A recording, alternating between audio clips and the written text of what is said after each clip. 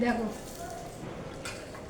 সুজি বানিয়েছি সকালবেলা, মানে রুটি, আজকে রুটি খাবে না, এই জন্য সুজি বানিয়েছি। আমি বানাইনি কিন্তু সুজিটা।